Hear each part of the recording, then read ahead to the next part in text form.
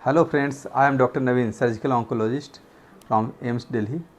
आज हम लोग चर्चा करेंगे बहुत ही इम्पॉर्टेंट टॉपिक के बारे में और बहुत ही कॉमन आज के डेट में जो बीमारी है, कैंसर का बीमारी है। और लोग पेशेंट या पेशेंट के अटेंडेंट्स या आम लोग भी पूछते रहते हैं जनरली कि कैसे डॉक्टर साहब इस बीमारी से बचा जाए, क्या काउज है और किस तरह से आज हम लोग इस चीज़ से, इस भयावह बीमारी से आजकल आए दिन सुनने में आता है कि किसी के फैमिली में या उसके रिलेटिव को कैंसर की बीमारी हो गई है। तो लोग डर जाते हैं कि हमें तो नहीं है और हम कैसे इस चीज़ से बच सकते हैं। तो बचने के लिए जो मेन काउजेटिव फैक्टर्स है उससे बचना है। मतलब कहा जाता है ना कि prevention is better than cure. So prevention के बारे में जब हम बात करेंगे तो सबसे इम्पोर्टेंट होता है life style changes. So most of the बीमारी जो है कैंसर की, वो लाइफ स्टाइल के चलते होते हैं। कैंसर के अलावा भी बहुत सारी बीमारियां होती हैं जो कि लाइफ स्टाइल के चेंजेस के चलते होते हैं, जैसे डायबिटीज़ है या हाइपरटेंशन है और भी हार्ट डिजीज़ हैं। तो जो लाइफ स्टाइल चेंजेस में मोस्ट इम्पॉर्टेंट है टोबैको सीसेशन। मतलब तंबाकू किसी भी फॉर्म में, चाहे आप खैनी खा रहे हैं, चाहे गुटखा खा रहे हैं, या बीड़ी पी रहे हैं, सिगरेट पी रहे हैं, तंबाकू खा रहे हैं, या फिर तंबाकू का गांव में यूज करते हैं स्मोकिंग के लिए। लेडीज़ लोग या जेंट्स लोग भी देखते हैं तंबाकू पीते हैं, या गांजा पी रहे हैं, या स्मोकिंग करते हैं, कोई भी सिगरेट है, बीड़ी है, किसी भी फॉर्म में, सब फॉर्म्स जो है किसी न किसी कैंसर को वो करते हैं, उसके कारण होता है। और उस चीज़ को कंप्लीट सीसेशन, उसको इनफैक्ट चालू ही नहीं करना चाहिए। सबसे इम्पॉर्टेंट है कि यदि आप चालू करेंगे तो छोड़ना बहुत ही मुश्किल होता है, तो बेटर है कि उसे चालू ही नहीं किया जाए। और यदि चालू कर लिए हैं तो उसको धीरे धीरे करके बंद किया जाए, कम से कम किया जाए। और पूर्ण रूपेण यदि बंद हो जाता है तो और अच्छी बात है। दूसरा होता है कि हम लोग एक्सरसाइज रेगुलरली करने के लिए बोलते हैं, लेकिन नॉर्मल लाइफ में बहुत मुश्किल होता है उस चीज़ को करना।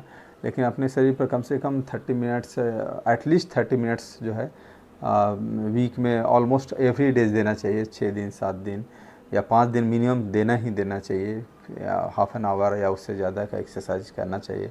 बेसिक एक्सरसाइज से शुरू करना है, मतलब थोड़ा थोड़ा वॉकिंग से पहले चालू करेंगे, नॉट हेवी वेट लिफ्टिंग के, और फिर धीरे धीरे उस चीज़ को आप अपना कैपेसिटी के हिसाब से बढ़ा सकते हैं। तीसरा चीज़ जो होता है उसका मोस्ट इम्पॉर्टेंट चीज़ होता है डाइट। डाइट जो आजकल इतने फास्ट फूड हैं या पैकेज्ड फूड आ गए हैं, डेटा सजेस्ट करता है कि बहुत सारे जीआई मैलिग्नेंसीज हैं या नॉन जीआई मैलिग्नेंसीज भी डाइट के चलते होते हैं। सो हेल्दी डाइट अपनाना है, ज़्यादा से ज़्यादा फ्रूट्स वेजिटेबल्स का सेवन करना चाहिए। और आप यदि डायबिटिक हैं तो डायबिटिक के हिसाब से उस तरह का फ्रूट्स का चयन करना होगा। और यदि डायबिटिक नहीं है तो normal seasonal fruits, not always कि कुछ अलग जैसा हाई कॉस्टली फूड लेने की ज़रूरत है। सो रेगुलर जो सीजनल फ्रूट्स होते हैं, जैसे अभी ठंडी के समय में केला है या फिर संतरा बहुत है, या जो भी चीज़ें हैं आपको, सिट्रस फ्रूट्स हैं, नॉन सिट्रस फ्रूट भी होते हैं, या ड्राई फ्रूट्स हैं, वेजिटेबल्स, हरा साग सब्जी है, इस तरह का यूज कर सकते हैं। उसके बाद जो दूसरी चीज़ होती है कि हेल्दी वेट मेंटेन करना है। यदि आप ओवर वेट हैं या ओबीज हैं तो आप ट्राई टू कि नॉर्मल वेट आपका होना चाहिए। एक पर्टिकुलर एज और हाइट के हिसाब से वेट होते हैं, और वेट को मेंटेन करना बहुत ज़रूरी है। साथ में एक्सेसिव सन एक्सपोजर का भी जो है रोल आया है, खासकर स्किन कैंसर में। वेस्टर्न कंट्रीज में मोस्ट कॉमनली स्किन कैंसर होते हैं। बीसीसी जो बेसल सेल कार्सिनोमा है और squamous cell carcinoma sun exposure के चलते होते हैं। और पर्टिकुलरली उसमें यूवीबी जो होते हैं लाइट, वो बहुत इम्पॉर्टेंट रोल प्ले करता है। तो एक्सेसिव सन एक्सपोजर नहीं होना चाहिए, और ये स्किन कैंसर और दूसरी तरह के कैंसर को वो करते हैं। साथ में दूसरे हैबिट्स हैं लाइक ड्रिंकिंग, जो अल्कोहल का सेवन करते हैं तो या तो उसको कम कर दिया जाए, या हम करते हैं तो एक मॉडरेट अमाउंट में। जो हैवी ड्रिंकर हैं उस तरह से न रह करके आपको कम उसका है कि 30 ml या 60 ml पर डे के हिसाब से आपको रखना होगा। साथ में स्क्रीनिंग चीज़ें आई है, जैसे नॉर्मल पॉपुलेशन में जिनको बीमारी नहीं है तो वो स्क्रीन कर सकते हैं, लाइक 50 ईयर्स से ज़्यादा हैं तो कोलोनोस्कोपी एनुअल कर सकते हैं या 5 ईयरली कोलोनोस्कोपी कर सकते हैं। साथ में ब्रेस्ट कैंसर में सबसे इम्पॉर्टेंट आया है रोल स्क्रीनिंग का कि 40-45 ईयर्स के बाद आप एनुअल मैमोग्राफी करवाना चाहिए, या सेल्फ ब्रेस्ट एग्जामिनेशन या क्लिनिकल ब्रेस्ट एग्जामिनेशन का रूल है या अपने से भी ब्रेस्ट को किस तरह से आईने के सामने खड़ा होकर के उसका हम लोग कैंसर स्क्रीनिंग का अलग से एक वीडियो बनाएंगे, बहुत ही इंपॉर्टेंट टॉपिक्स है।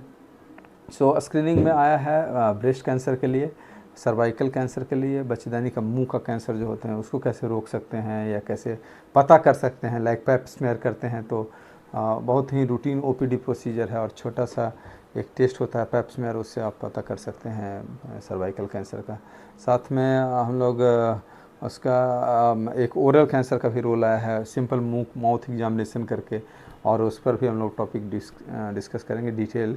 और इसके अलावा इम्यूनाइजेशन का बहुत इंपॉर्टेंट रोल है, बहुत सारे कैंसर में इम्यूनाइजेशन प्रिवेंशन के रूप में यूज करते हैं, लाइक हेपेटोसेलुलर कैंसर जो होते हैं जिसमें हेपेटाइटिस बी का बहुत इंपॉर्टेंट रोल है और हेपेटाइटिस बी के लिए टीका उपलब्ध है और ये रूटीन इम्यूनाइजेशन में हम लोग आजकल यूज कर रहे हैं हेपेटाइटिस बी का।